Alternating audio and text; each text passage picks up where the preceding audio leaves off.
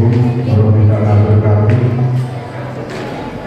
Sehat-sehat ya teman-teman.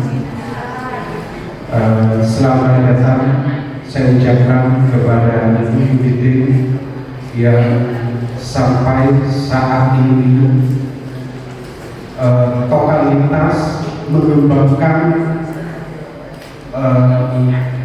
banyak komunitas yang ada di Madura sehingga acara ini bisa lancar, sukses, dan perlu diketahui berkat beliau Ibu Yunite ya, di belakang itu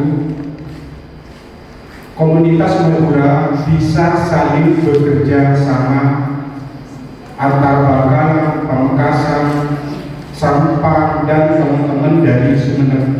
Tepuk tangan saya minta untuk Ibu Yunite.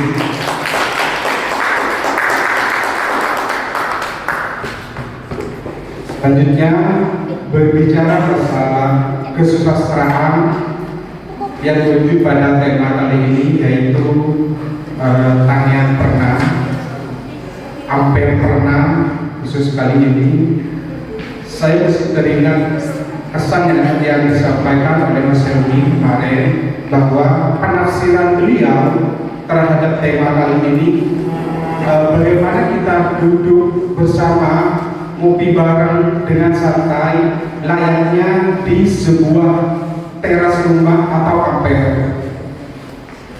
Untuk kali ini Pamekasan menjadi tema khusus dan saya sangat bangga terhadap apresiasi teman-teman komunitas masyarakat Lumpur yang memberikan kesempatan agar Pamekasan bisa disajikan di bedah tentang dunia kesusastraan, mulai dari proses kepedulian teman-teman di sana, dampak program literasi yang diterapkan oleh pemerintah di sana. Oleh karena itu, saya akan memperkenalkan dua pemateri kali ini yang datanya dari kota Pamekasan. Yang pertama itu ada Munawasari. Munawasari ini saya rasa nama beliau lebih besar dari nama kota Pamekasan itu sendiri. Buat saya seperti itu. Tentu di dalam konteks dunia kesusastraan.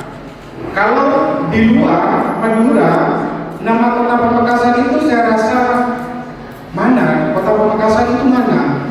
Mungkin seperti itu. Tapi kalau menyebut Munawasari pasti tahu, karena beliau salah satu penerima anugerah cerpen pilihan Kompas. Tepuk tangan untuk Munawasari.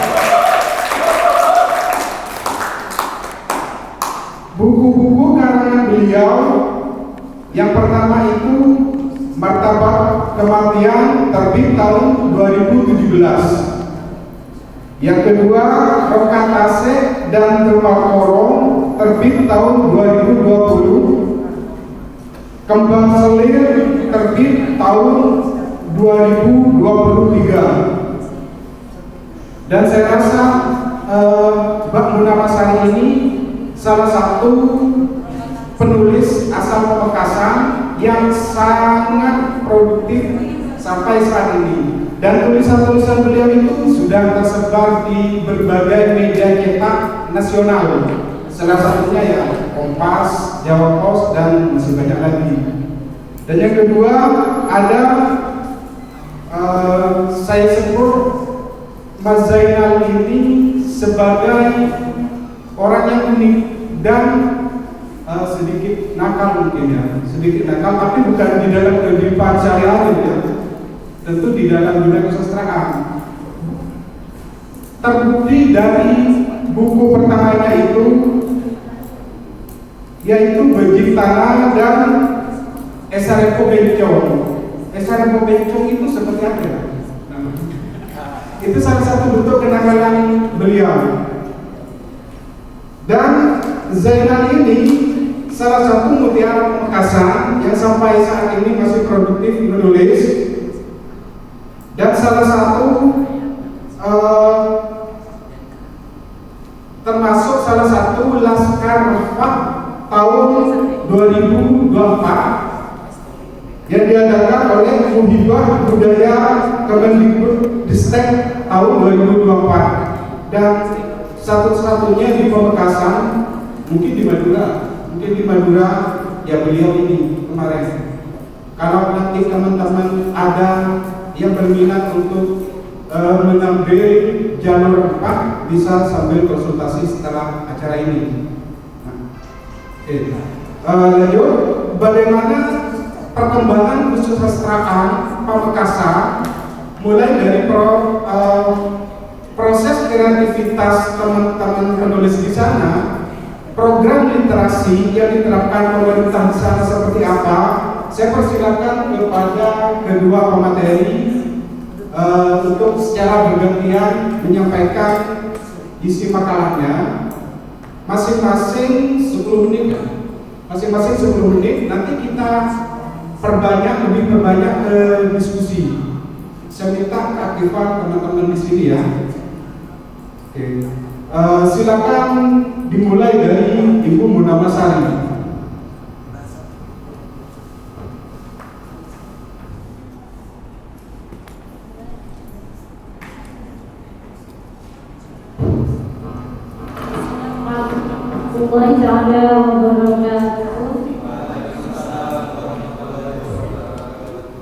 Bismillahirrahmanirrahim. Alhamdulillahirabbil alamin. Wassalatu wassalamu ala asyrofil anbiya'i wal mursalin wa ala alihi wa sahbihi ajma'in. Yang saya hormati Ibu Yulitin dari Bahasa Jawa Timur yang berkenan hadir pada siang hari ini, juga tim masyarakat umur Bangkalan. Saya ucapkan terima kasih atas undangannya pada siang hari ini, juga adik-adik mahasiswa dan teman-teman yang lain, penulis sastrawan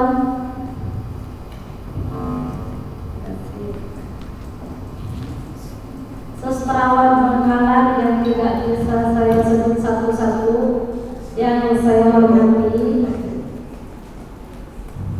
Pada kesempatan kali ini saya dikasih materi dengan tema sastra Pamekasan. Jadi kita bisa diskusi atau bisa berbagi informasi mengenai sastra Pamekasan. Ada yang dari Pamekasan di sini? Enggak, enggak ada ya. Semua dari Bangkalan? Nyampur. Sumenep. Dari Sumenep juga. Oke. Kalau kita bicara mengenai sastra Pamekasan, aturan Bupati merujuk pada aturan Bupati tahun 2021 nomor 57 kalau nggak salah, itu punya gagasan, punya program, ada 3 tahapan itu Bupati. Satu itu tahap budaya literasi, dan itu gagasan pertama untuk tahapannya. Tahap kedua itu kalau nggak salah benar, saya belum tahu. Tahapan kedua itu ada pengembangan literasi. Di budaya literasi itu dibina, dibiasakan, dan dijadikan karakter dari budaya. Kalau pengembangan itu, pembudayaan literasi itu dilakukan secara kontinu. Tahap yang terakhir itu pemerintah diharapkan memberi penghargaan pada pegiat literasi maupun penyelenggara literasi. Dan hal itu, program itu ditindaklanjuti dengan adanya program sabu-sabu. Ini istilah yang suka dikritik oleh teman-teman penulis karena mirip dengan sabu-sabu. Istilah sabu-sabu itu satu guru satu buku.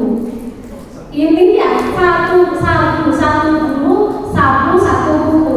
Ini sebagai bentuk motivasi untuk guru dan memberi teladan bagi murid. Ini program yang digagas oleh pemerintah, oleh kepemerintahannya Batu Utama.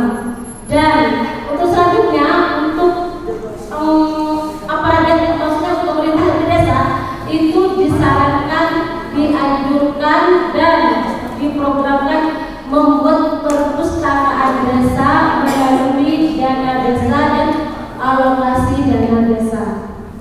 Entah itu berjalan atau tidak.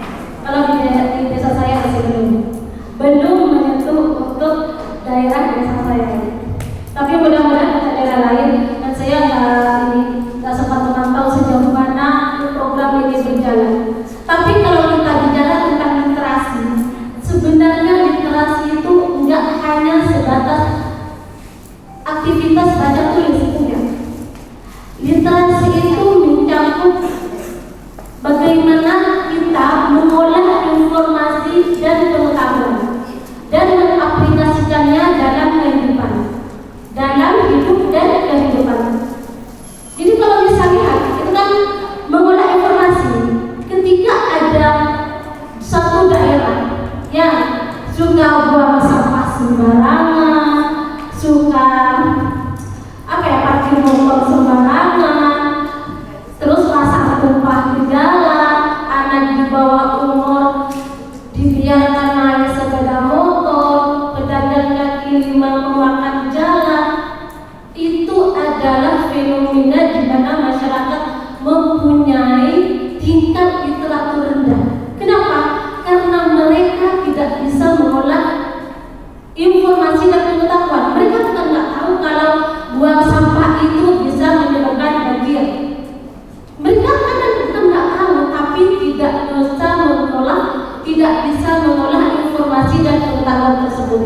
Itulah mengapa literasi tidak sebatas baca tulis, aktivitas baca tulis tidak, tapi bagaimana kita mengolah pengetahuan dan informasi tersebut. Kalau bicara tentang sastra, ini beda lagi. Sastra itu berkaitan dengan kemampuan berbahasa, kemampuan mengolah informasi dan pengetahuan dan menciptakannya menjadi sebuah karya seni. Itu sastra. Kalau bicara di Makassar, sastra itu sebentar, jangan bicara Makassar dulu. Secara umum, sastra itu tidak bisa dilakukan secara instan. Harus ada proses. Umumnya ada proses.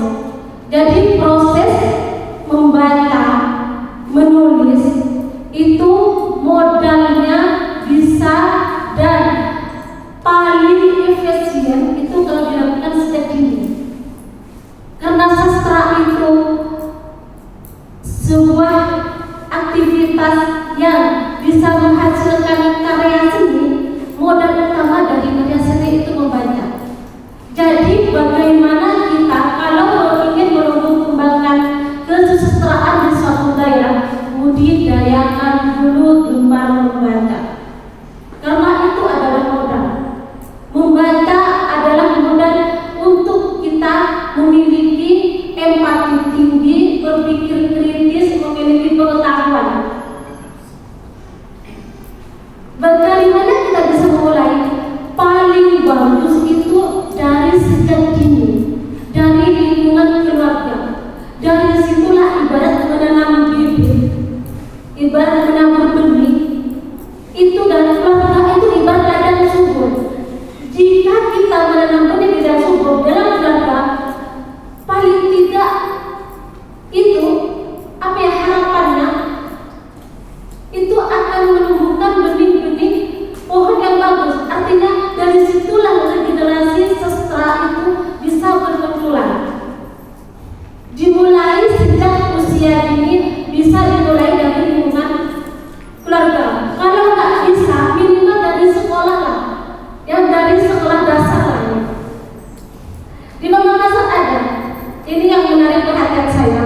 Ada sebuah SDN, sekolah dasar, itu namanya sekolah dasar SDN Koil 3. Ini satu desa dengan saya.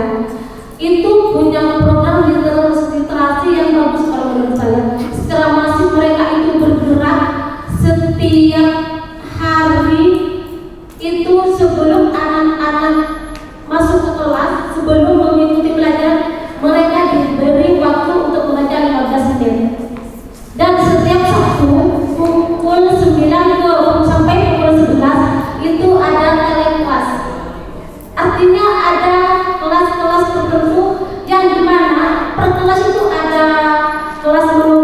ada kelas tajwid untuk ilmu pendidikan qiraah, ada kelas mendongeng, ada kelas menggambar, dan dari sanalah anak-anak itu diarahkan potensi mana, kegemaran mana yang anak-anak itu gemari, bisa langsung memilih, dan itu disebut talent class. Dari sana muncul siswa-siswa yang potensi mereka itu bisa dimaksimalkan. Mereka diikutkan lomba nasional, lomba regional, dan alhamdulillah dalam 2 tahun ini katanya ini sudah menyabet juara 68 kalau nggak salah.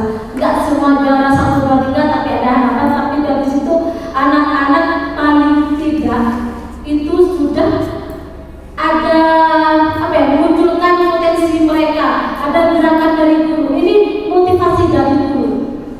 Dan dari setiap Sabtu itu ada semacam perpus namanya gardu literasi. Di halaman belakang sekolah itu ada semacam gerobak yang berisi buku. Anak-anak itu bisa memilih buku apa aja yang akan mereka baca.